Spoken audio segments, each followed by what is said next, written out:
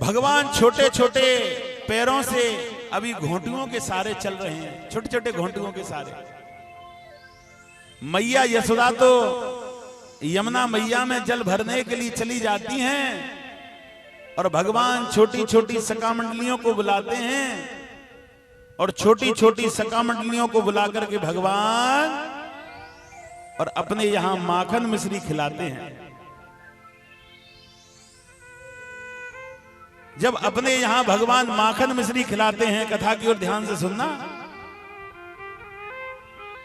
मैया यमुना किनारे से लौट करके आती है और कहती है मेरे यहां कौन आता है जो माखन मिश्री चुरा करके चला जाता है। अब तो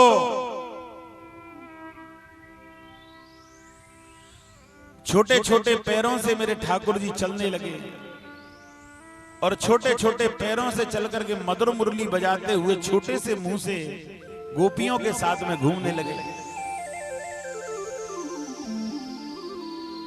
छोटी सी आयु में बांसुरी बजाते हुए गोपियों के बीच में घूमने लगे।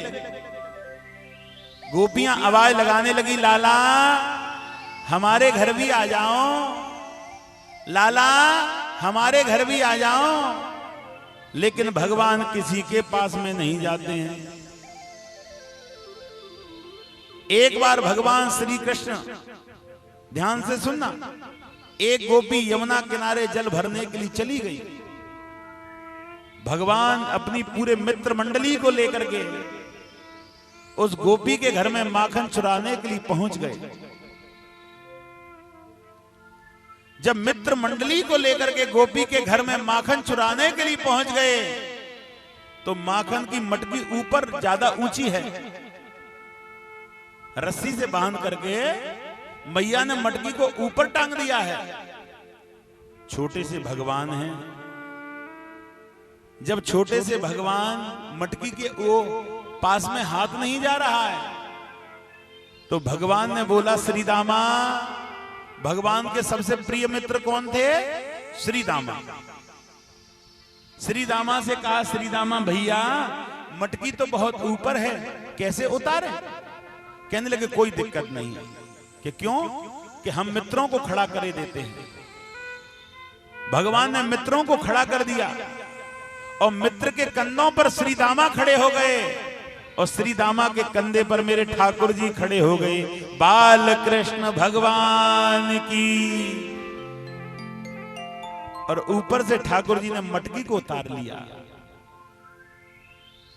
और मटकी को उतार करके भगवान थोड़ा सा भोग लगाते हैं। भगवान माखन नहीं खाते, भोग लगाते हैं। भगवान थोड़ा सा भोग लगा रहे हैं और जब भगवान ने थोड़ा सा भोग लगाया और भोग लगाने के बाद में श्रीदामा को खिलाया और श्रीदामा को खिलाने के बाद में मेरे ठाकुर जी ने क्या किया? मित्र मंडली को खिलाने लगे। गोपी को पता पड़ गई मेरे घर में नंद का लाला आ गया और माखन को चुराने के लिए आज गोपी पीछे पीछे दौड़ने लगी और पीछे पीछे दौड़ते हुए भगवान के पीछे दौड़ रही हैं, लेकिन भगवान दौड़ते हुए चले जा रहे हैं। और आज ठाकुर जी को पकड़ लिया। ये प्रेम की बात है मेरे प्रियो। मैंने कथा में तुम्हें इसीलिए बताया है कि ये कथा केवल तुम्हें प्रेम से सुननी है, दूसरा छल कपट से सुननी नहीं।